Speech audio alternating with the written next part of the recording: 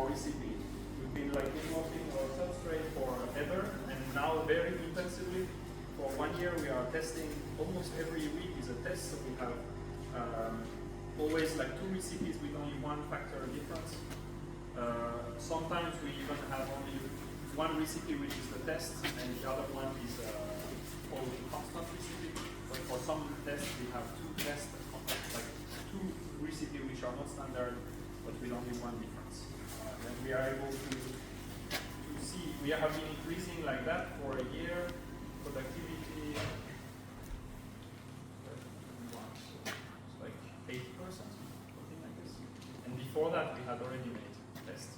But once we have a recipe which we know is optimal with the resource, the reason why we cannot use what others do is that every country, every place in the world has different resources. Many can be used for mushroom growth. And if you take what's being done in the US, which is the most documented for me because I'm not talking Chinese. If I was reading Chinese, I think I would take the information from China. The most used are not available in Finland. So you would have to import from Greece, from Italy, stuff to grow mushrooms, and this is not valuable stuff. It's very light, like wood-based or straw-based, whatever cereal, soya, side products which are worth nothing, which sometimes are too wet to transport safely. So I mean, it's you have to adapt to what you get. That's why you have to adapt the recipe to what you get. And when we are happy with the recipe, then we can decide on a process that is adapted to this recipe, and then we can maybe change the machinery.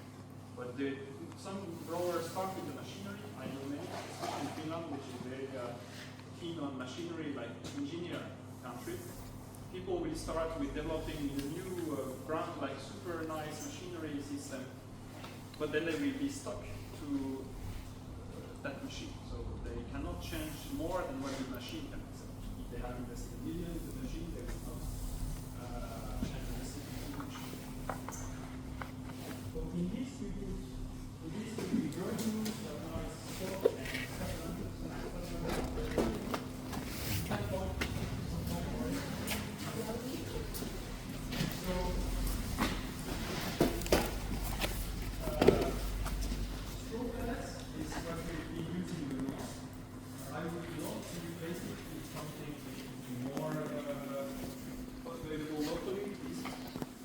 They never come from very far, but usually they are produced in Lithuania.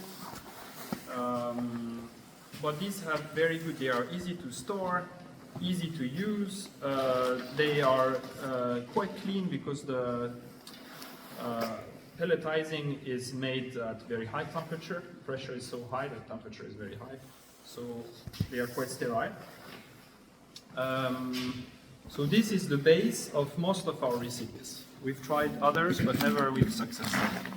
This is a product that, this one comes from abroad, but because there is a problem with the Finnish supply at the moment.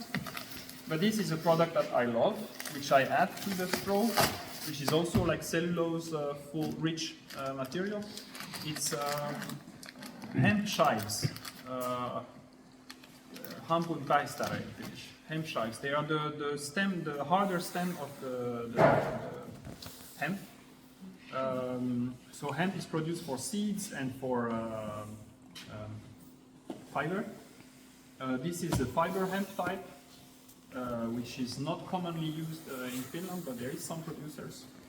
So they harvest the fiber around the stem, the harder stem, and the harder stem is chopped, usually used as a litter, as animal bedding. Also straw pellets are animal bedding. Because this has twice as much water retention capacity than straw. So when you can put to 1 kilo of pellets, I can put max 3 liters of water before it starts leaking. This I can put 5 to 6 kilos of water. And that is very important in a mushroom substrate because mushroom is 90% water, between 85 and 90, depending on the species. And the water is almost always, when you have a good recipe with good nutrients, then what remains as the bottleneck is the water amount. Your substrate will be dry before it's running out of nutrients. And so if you have material that can hold 6 liters of water per kilo, you are already close to that 90% water, which is very rare for any material, but very good for mushroom production. But these are so light and not dense at all. If you make only that, if you put only this in your bag, you have almost no mushroom because there is not enough nutrients. So it's the reverse problem. Here I have alder pellets. Alder is a weed that grows here in northern Europe.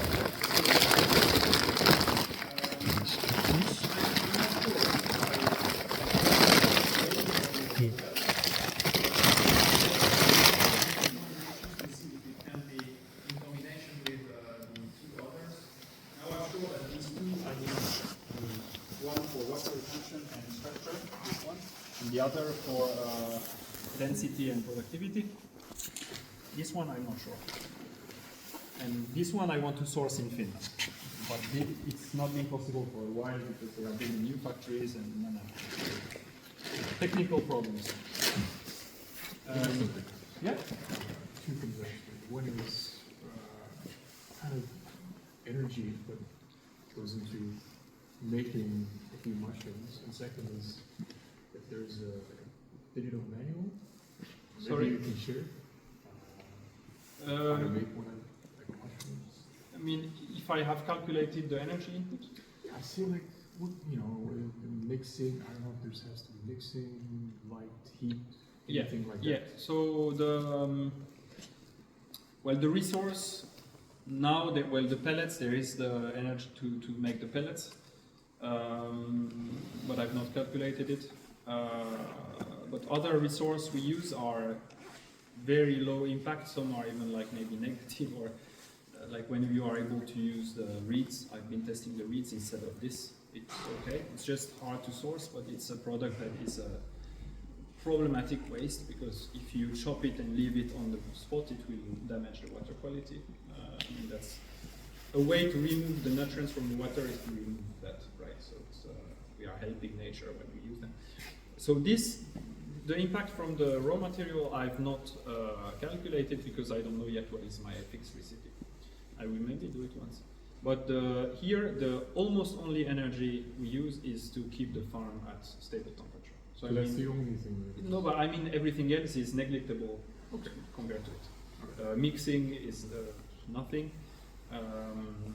And then, okay, the energy of being at work, so having to come. Well, but temperature, that's what. But yeah, temperature. Temperature, but compared to, for example, tomato, you can grow something like 10 or 20 times more mushrooms per square meter per year than tomato. And temperature for mushrooms optimal is around 15 degrees, and it's like 25 for tomato. We don't need light, or light very like this light is enough for mushrooms, and only 12 hours a day. So light is also neglectable. But what makes the energy input is the airflow. We need much more air than for tomatoes. For tomatoes, you need CO2. You just inject a bit of CO2. So you don't really need to put a lot of air from outside. Here we need oxygen, and I don't know any farmer who is buying liquid oxygen to feed the farm, because it's just too expensive and too dangerous of a resource. So we all have big airflow, a lot of air coming from outside, because mushrooms are producing CO2 like us. Is there like a fan, or? Yeah, we have, for one container you have more airflow than for 4 or 5 apartments. We have 30 square meters in one container. In the fruiting container is the one that needs the most airflow. The other one, no. And for that 30 square meter, I calculated that the need in fresh air is more than 450 square meter house that would have 4 apartments. It's definitely more than a 150 square meter house with one family, which doesn't require a lot of airflow. Our container is full of, when it's full, it's the equivalent amount in kilos of 3 buses full of people. So you can imagine how much these breeds. It's a kilo of substrate is breeding more or less about like a kilo of animals. It just has very different. It's making the most activity when it's incubating, and that's good for us because incubation doesn't need high oxygen level. Because in nature it happens in the wood, so the oxygen transfer is very low, and that explains that they are used to develop in high CO2 environments. So this incubation is very efficient. They produce a lot of heat, the mushrooms, and so being in a cold country is much better for mushrooms than in a warm country. Because in incubation, if it's like +10 outside, you have +20 inside without energy input. If it's over 10 outside, I need to cool down. If you are in the Netherlands, you already spend more money cooling your farm than heating your farm. In Finland, I spend twice as much energy heating my farm than cooling my farm, but it's mainly in the fruiting container where mushrooms cannot develop properly, especially oyster mushrooms, if they don't get enough oxygen, because then they are looking for the oxygen, so they make a stem. The stem is just growing and growing and growing, and if there is no oxygen anywhere, there is no cap coming, or like the cap will be tiny at the end of a long stem. So what would be like, say, the best artificial place you can grow mushrooms that, say, is in a way maybe oxygenated, but also, I mean, I guess there's not much. I think it's west coast, southwest coast Norway, or south coast Iceland, or Scotland, Ireland. Mm-hmm. In this country, you could grow mushrooms without energy input. You just have a different. Maybe you need a different variety in winter and summer. In winter, so in summer you take a variety that likes 20 degrees, and in winter a variety that likes 10 degrees. Mushrooms will produce enough heat for the coldest days in Scotland, which are 0 degrees. At +0, energy input you need is almost nothing.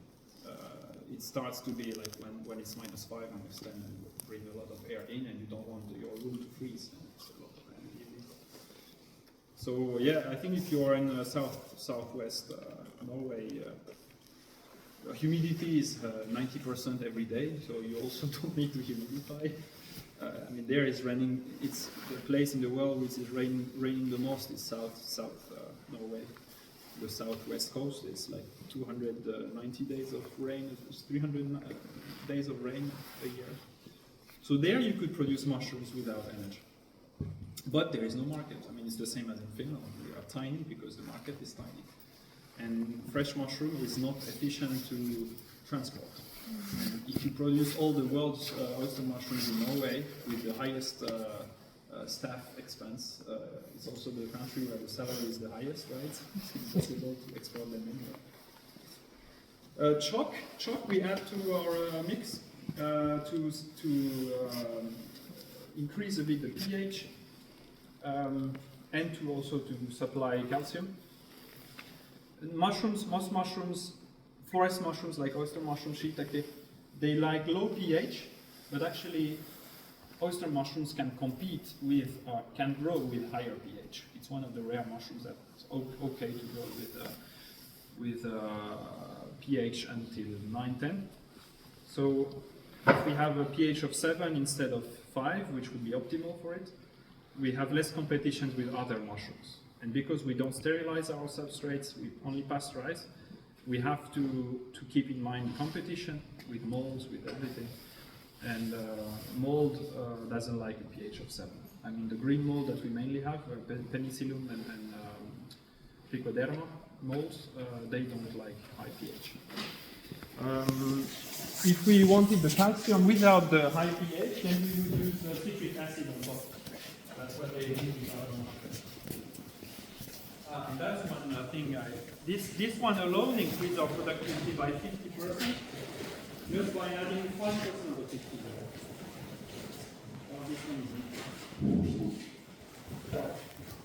This is attracting mice, but it's also very good for it. This is a byproduct from the linseed production. So they can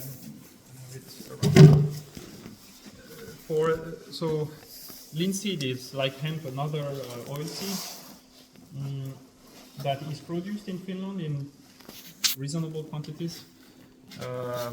for the food industry, and they sort seeds out, and they only keep the. I don't exactly know what is the process. I've not seen the machines, but for some reason they have this byproduct which is about 1/4 to 1/3 of their total amount of stuff, of their total production, and this they burn. And then I was looking for this test. We got money from the state to make this test. And then I was looking for lots of things, and then let's test this one. I had never had seed oil seed in my mix, and because usually it's too expensive. But I got this for free. It's actually mainly linseed, broken linseeds, too small, too big, and then some weeds. So there is some weed seeds, different kinds, a bit of fiber from the field.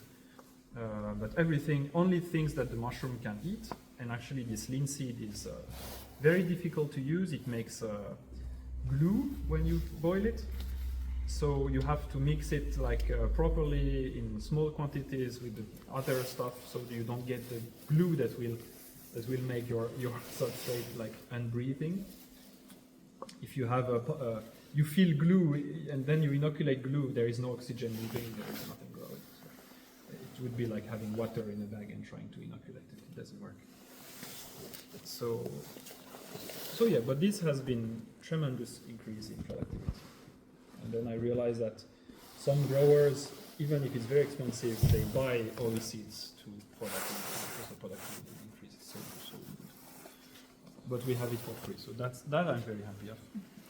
The these seeds, what's that? Right. I mean, now I know that there will be this seed in my final recipe. What I don't know is what there will be in the next bag I get. Because now it's the first batch I got, but because it's a side product, if a year is very wet, will I have moldy, mold spores in it? But when mold spores I can pasteurize, it's okay, but it's in storage, it's a problem, for example. They are always dry, so that's a good thing. It's a dry product because it's dried before it's sorted, so there is no problem with this. And then what will be the content? Now I have a high content of this linseed. If someday I only have wheat seeds, I don't know what they are. So it's not a stable product, but it's something that I want to continue trying. This is really interesting. And the hemp is also a product for which the industry is looking for uses. It's more valuable to grow mushrooms than to put this under animals, right? And you have lots of alternatives for animals, but you don't have an alternative to this in the mushroom industry. And in most cases, for most people, this is too expensive. And this imported stuff is indeed a bit too expensive.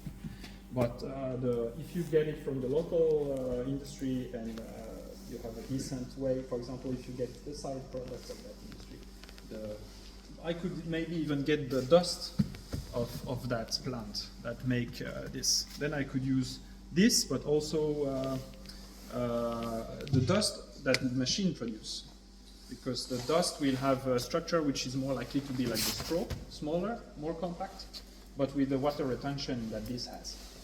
So kind of you have to look at what is it. Actually, I happened to see the lady I said that had a lecture was her brother. He was growing hemp, 4 hectares, 5 hectares. But he was up there, I think, close to Vasa somewhere. But they were looking for someone to process. And then another of our researchers said that, okay, we will continue this discussion because so there might be people that know. I can put you in contact with this. Yeah, I would be happy. Yes. If someone, because I know some hemp growers, but they mainly deliver now their stuff to a factory which doesn't have any bagger. So the only thing I could order is a truck, a full truck. Yes. And the machine is not even ready yet, so it makes a mix of chives and fiber. There is a bit of fiber in the chives, and fiber in my machine makes a ball. It's very long, and you turn fiber around, you get a ball, and then there is nothing to put it back. Yes, and there I'm growing.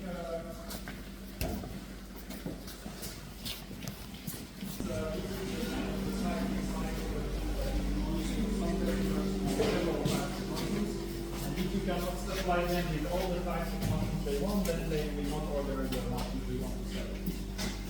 So we mainly want to sell lots of mushrooms, but we produce a bit of shiitake and a bit of lion's mane on the side stream. Different quantities depending on the orders we get. But I buy the substrate. So these substrates I buy ready. They come ready from Salo, so quite close.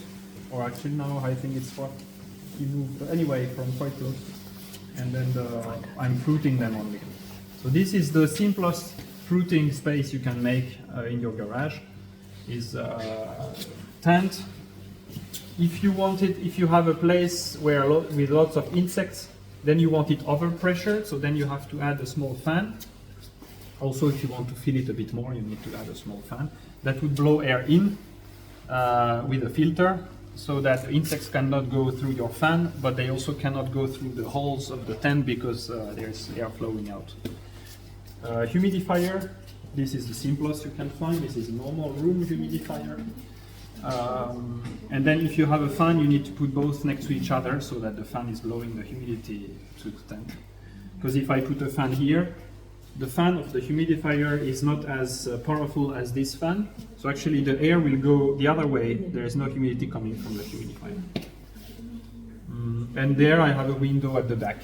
That's the only thing I have in this tent for oxygenation. It's okay for shiitake and lion's mane because they don't need a lot of oxygen. But for oyster mushrooms, I would need a fan. A fan is never very good for the mushroom itself. They don't like air moving. So it's only because you need oxygen.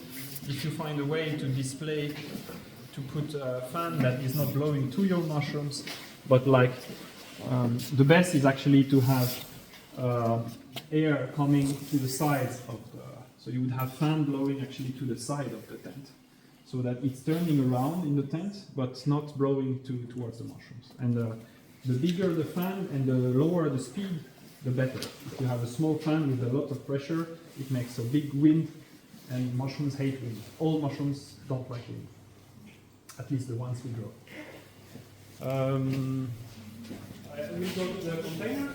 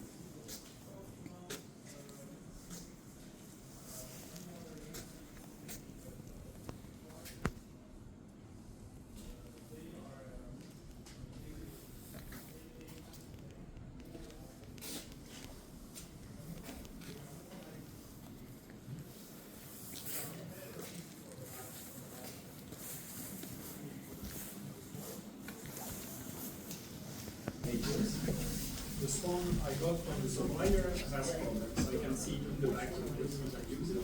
So, and I did not notice from the first one. So there is some now some bags that are 5 meters, and this is most likely thermophilic.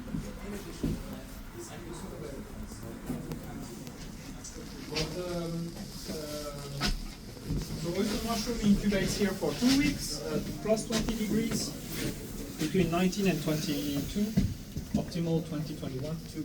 Here we have lion's mane mushroom growing. It's very small, especially at the moment, but I'm using actually the heat that these produce to grow lion's mane here. And they grow pretty well. I mean, it's a good spot for them. So that's shiitake, but that's lion's mane. These ones are a bit dry because maybe there was water empty at some point, but that's lion's mane mushroom. We can go to the next container. This small room is where we produced in Helsinki. We do not have indoor production, so this was our mixing room. That's also why our mixer is so small. What is this just This, yeah, this is a humidifier, and it has it's just a ceramic disc that vibrates with ultra sound. And for some reason, which I never understood completely, it's misting the water. It's the most common humidifier system. In France, they are even in the stores because we sell salads cut and to keep us cut with plastic in France, like in Finland. So to avoid the plastic, you put a humidifier on top of your salads. And it works, but the logistic chain is completely different. I mean, you have to organize it around the product. what?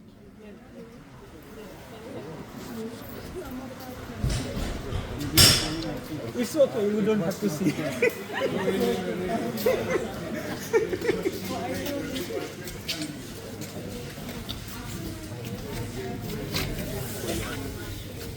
If I stay here and you if I stay here and more in the middle and you are displayed, maybe I'm able to focus.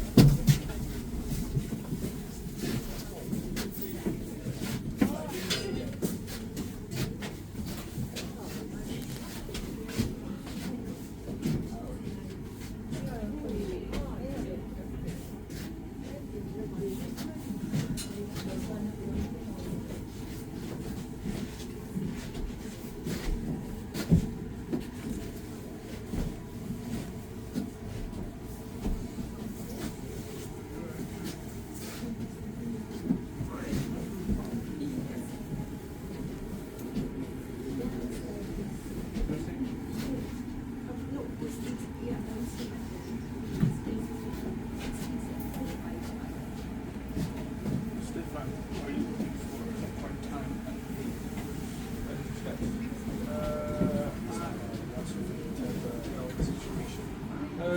Sometimes it happens.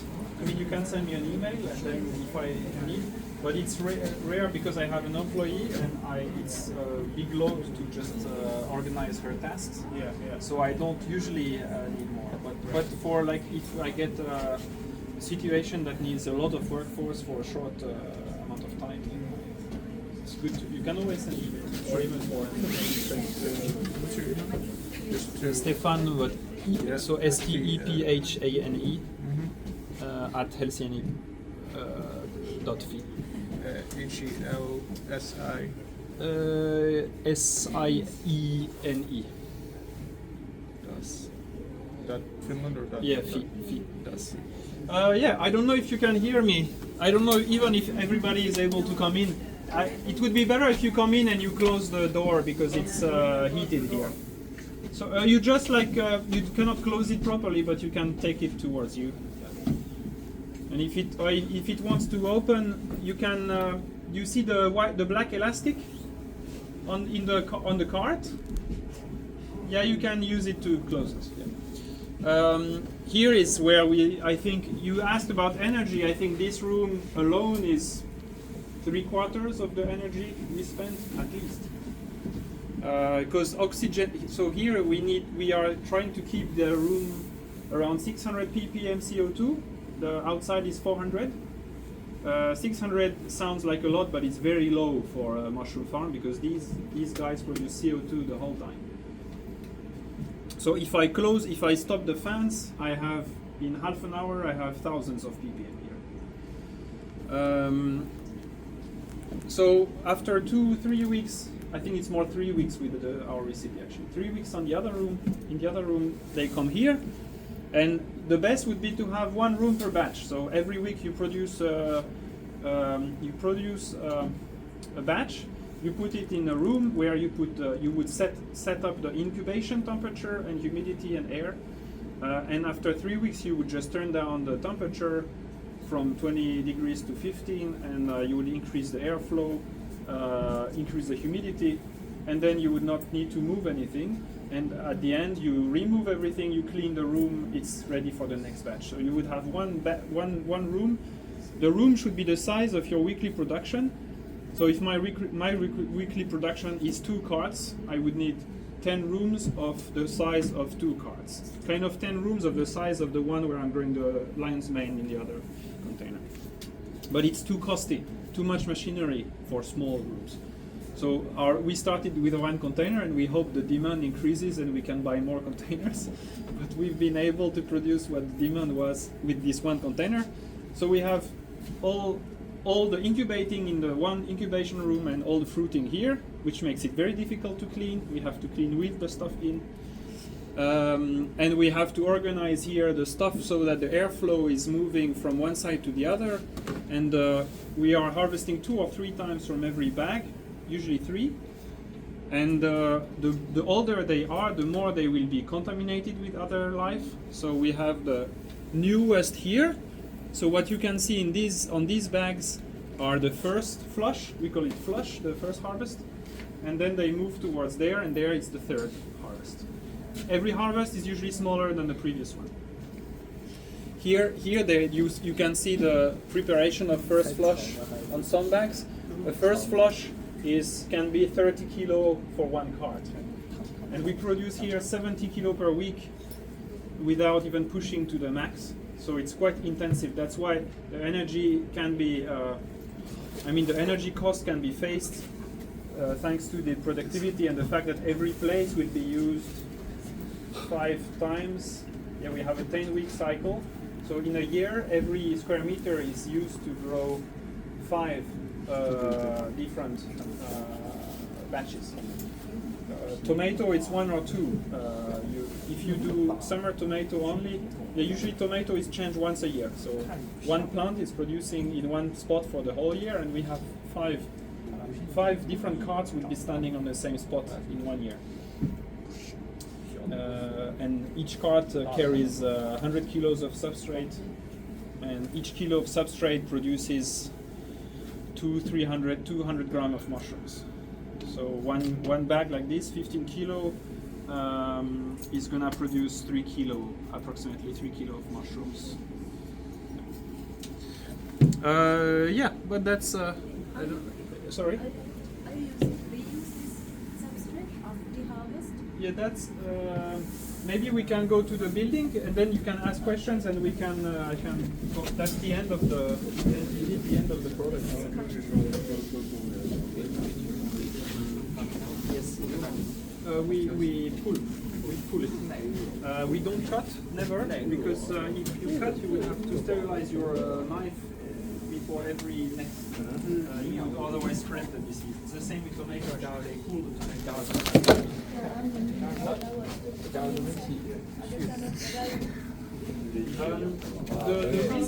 The risk here is small because the mushroom, the bugs are really cold. And it's also because we don't work with sterile, we work with pasteurized. So there is life in the farm already. And the mushrooms are actually fighting all the time, and they are stronger than usually.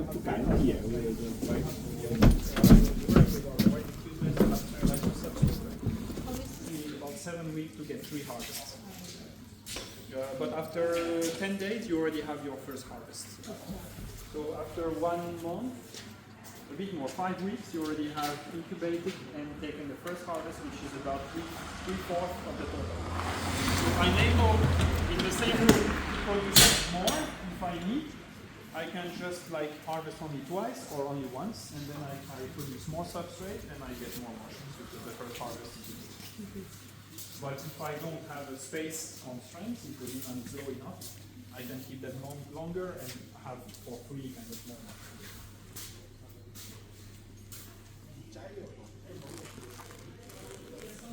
About the stems, what we do when it's ready. When we started to compost, and then we do this after no time. You have huge compost piles, and then we posted on Facebook that hey, we have this thing that actually if you put in your garden, it will grow more mushrooms because it just needs more water, right? So if it rains on it, you will get mushrooms. And then 2 days later, a guy came with a van and took 100 bags home. And we were like, oh. And then some other called, and then, do you have this product that you mentioned on Facebook? And no, someone came and took the whole batch. So we started to sell it. And the price has been increasing all the time because the demand was higher than that. That's the dream of any production, is when the demand is growing by itself, you don't need to market it and you can increase the price. Now we have found, I think, the good price. We don't increase anymore. But the price we sell them €5 in VAT per bag, and they all go. If we had bigger production, we could put the price down and they would also all go. And that pays back for the raw material. So it doesn't pay back for our work, but we pay back almost the raw material by selling the bags. And people are very happy because they get anyway for €5 much more than €5 mushrooms in their garden. It's not mushrooms, it's not a business that you can, some people have asked, yeah, maybe I will start a mushroom farm in my garden. But it's very difficult because you have insects, animals, your production will depend on the weather, so you get everything when there is a very nice humid weather, and then if there is a drought you have nothing for 2 months. So I think in Japan some people do it, but Japan has a different climate. In Finland with a continental climate it's impossible to grow mushrooms outside as a business. I mean, it's possible because the forest does it, so you can harvest from the forest.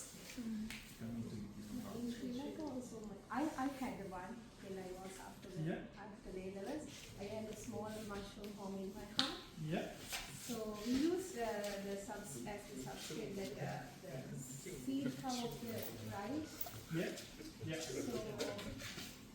So it was very nice. So rice husk. Yeah, husk. Yeah.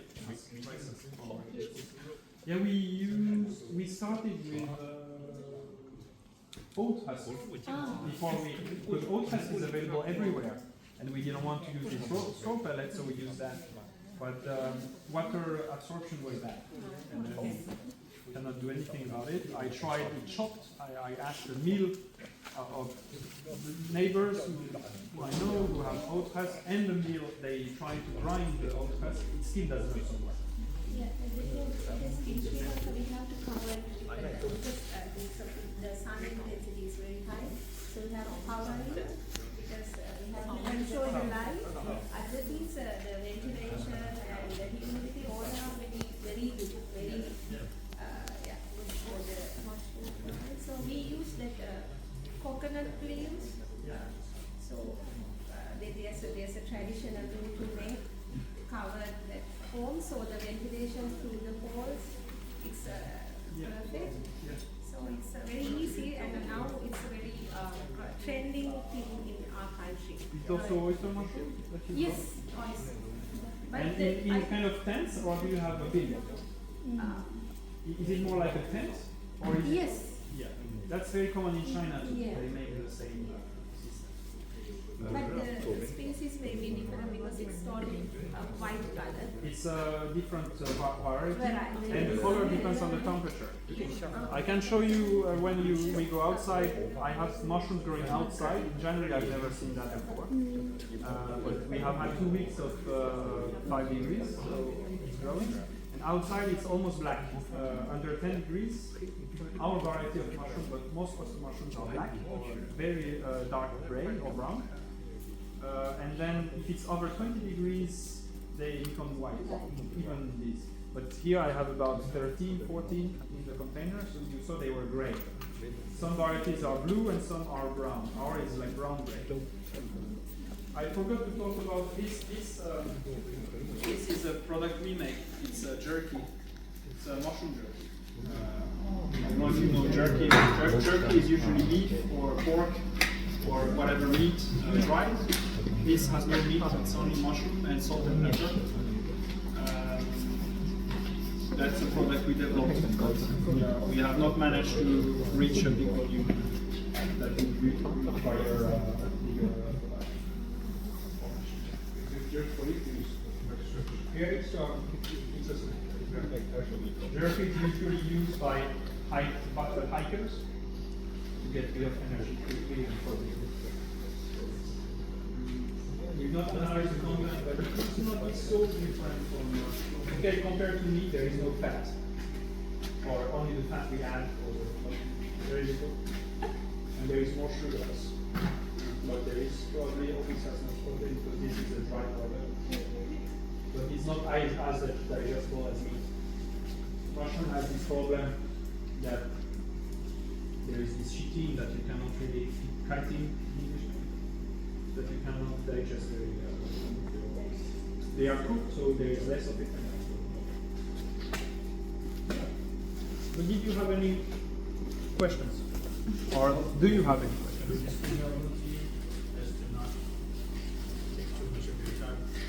Yeah, you can send me emails, but if you have questions that can interest people. Just one little. We did not explore this one. This is our fridge. This is our fridge. Okay, There so is usually you should have one fridge for the spawn, so this, but they are bigger, and one fridge for the mushrooms. For many reasons, it's better to separate them. But I have only one fridge. We used to have only outdoor operation. We are producing the small room of the incubation room, and we had this fridge. Now it's inside because actually it's more.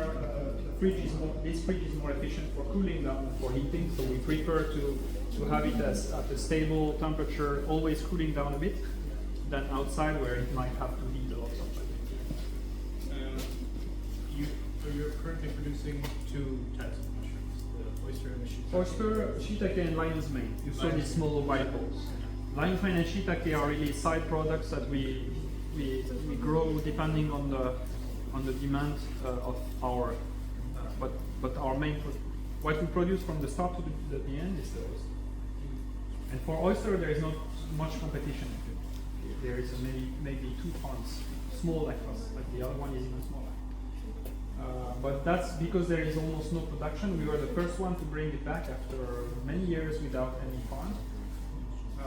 It's the supply chain doesn't exist, so that's why it's so difficult. Even when we have overproduction, we don't find the demand at a low price, because the demand at a low price requires a market that is organized and has a supply chain, which is here like sometimes there's just no demand. That's the situation at this time now. For some reason, we were producing a lot, and I have to reduce because there's demand.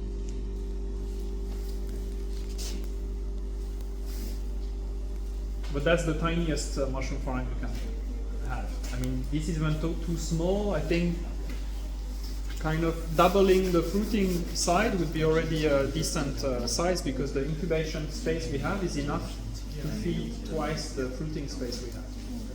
So that would be more or less optimal size, and then we could live properly with 3 people, but only 1.5 in the farm, and we have this other 1.5 with all the other products we do. They are also a good complement to have a mushroom farm and consulting and whatever, because you develop competencies that you can. I give a lot. I mean, I'm spreading a lot of information to everyone who needs it, but sometimes it's also good to sell it. You're doing the packaging also at the same time? Sorry? I can show you what we have. Most of the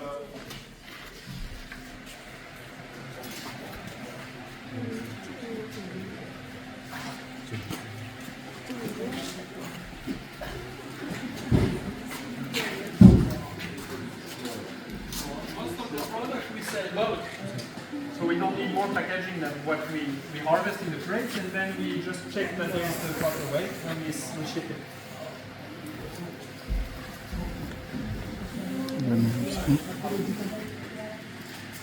This is shiitake before it's fruited. It comes like this from the other supplier, because you cannot produce shiitake the same way as we produce oyster. It's a different process. Shiitake requires a sterile substrate, and sterilization costs a lot before you don't invest in sterilization.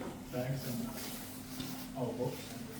Because we do sell, supermarkets, we sell this type of bag, window bag. Most mushrooms are sold in boxes, but we don't like plastic too much, so we try to minimize it. We even tried bags with a paper window, but it's not transparent enough. You cannot see the product, and it shows it has an effect. So yeah, we're just filling the bags, closing them with the tape. We make our packaging ourselves. We have labels that we put on different labels for different products. So for supermarkets, and then we also have a small boutique here that is refilled every time we harvest. We refill it. Once a week I refill the boutique, and if someone has bought. But it's difficult to have we are in a good spot. I think it's quite close to the big main road, but for people to know that we are here and to think about stopping here, it's not in front of them. So it's not like being at the entrance of a store where people walk by. I could buy a starter kit, or this kit with this. You mean like this? with pellets or without it? Yes. So you want to grow on your coffee, or you want to grow I mean, we have the grow kit. These instructions are for growing on coffee.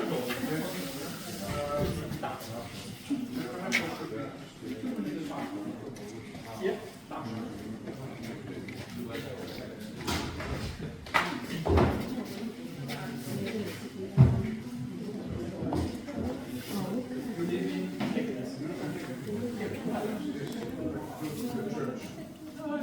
Very far, I live in Dutchland.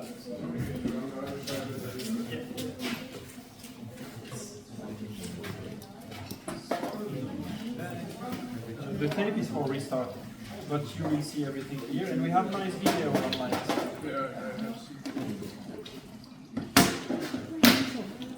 I leave it that's then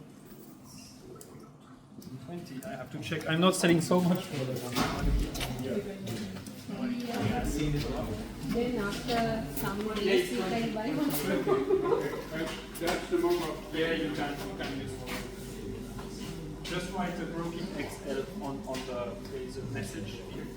Brokit XL. It helps us to do the accounting.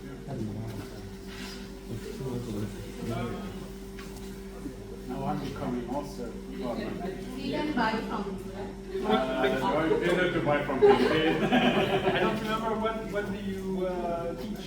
I'm a biologist. I teach. I'm an environmental biologist. So I teach ecology and then GIS, marine spatial planning. But we have researchers working with this. One is working with this. She's part of something that is called Maritime Lab, and they also, it's eco.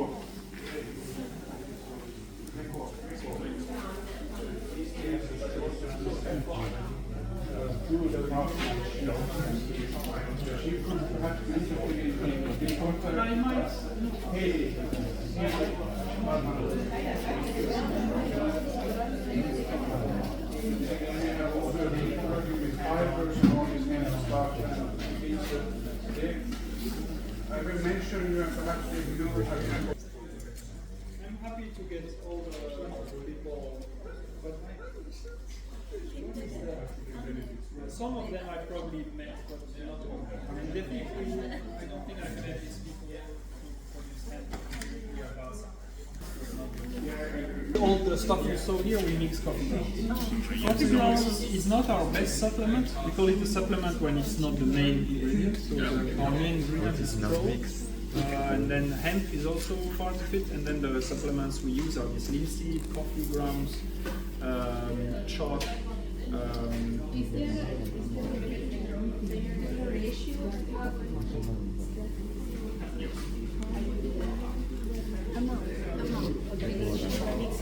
Yeah, well, it's basically, it's a bit like food for humans. You know, there is, the mushroom has needs, and then you try to find out the way to get the needs fulfilled. So straw is good, but alone is not effective. Hemp is good, but not. So it's the combination. And coffee is good in small quantities, but not in big quantities. In big quantities, I don't know if it's because of caffeine or something else, but then at some point the productivity goes down. And the productivity with coffee will never reach the sky. So that's what we started with on the straw and coffee. It was good, but not optimal. Next. It's I don't know why, because I've not. Part of the thing we want to do is to make a lab analysis at the end when we have our fabric recipes. Then I will know what there is, what there's like organic content of my substrate.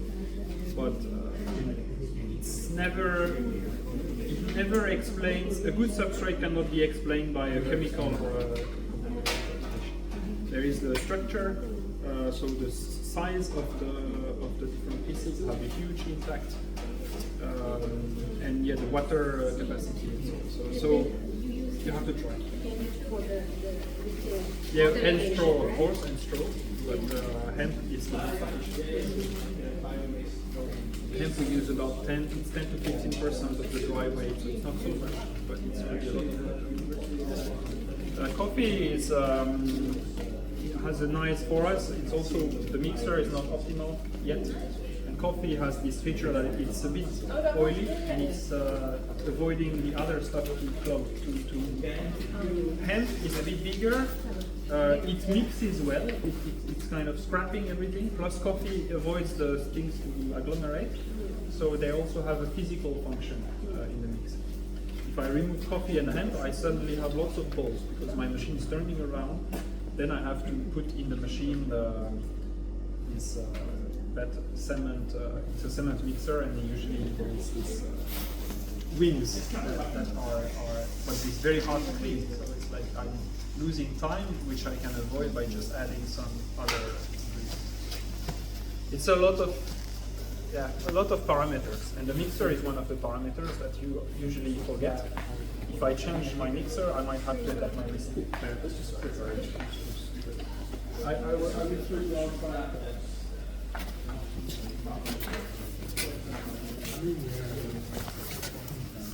very common that we have nothing growing from our spent substrate. That's why we want the spent substrate to be bought as soon as it's produced.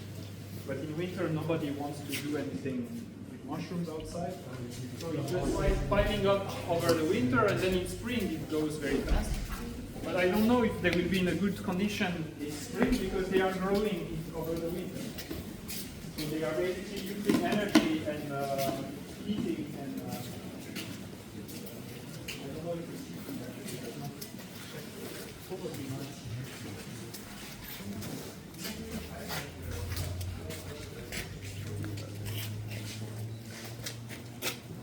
Not much. It's not yet very hot. If I compare the cold, yeah, no, there is not much heating. A little bit, I think.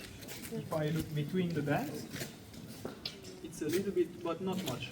But at some point in the spring, it starts to heat, and then they spoil very quick because it's a pile, so it's overheating. Is the color? Yeah, that's dark, so cold. And this I've rarely seen in January. I have tiny mushrooms here. I have big mushrooms here. Tiny mushrooms here. They want to grow. It's perfect weather. Humid. not cold. But they are usually they are frozen, so they keep well. Are these waiting to be incubated? No, these are waiting to be sold. It's these are the end used of, ones. that's the used Yes, end of sorry, the chain. But if they get if they grow, they maybe get bad before they get sold. Yeah. Because only people start to be enthusiastic about growing stuff in March, April. That's when they go. Then it's pallets every week. People love this product, and then in March, April, everybody wakes up from the winter in Finland, and they are like, "Oh, let's grow." It's funny because they are busy with vegetables, but at the same time they still. We try to sell them in the fall when people have less to do in the garden, but it works better in the summer. So they only keep them outside of It's outside, you empty the bag, or shiitake already, and you scramble it under a bush or in a shady spot, not windy, not sun. And after every rain, or then you water it also in the first stop. You can also mix it with more food,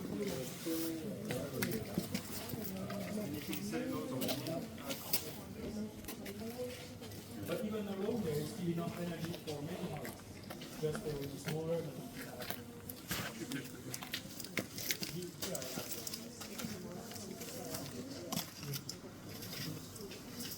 sometimes there is even enough food for another, usually for 8 stuff. If you have enough rice.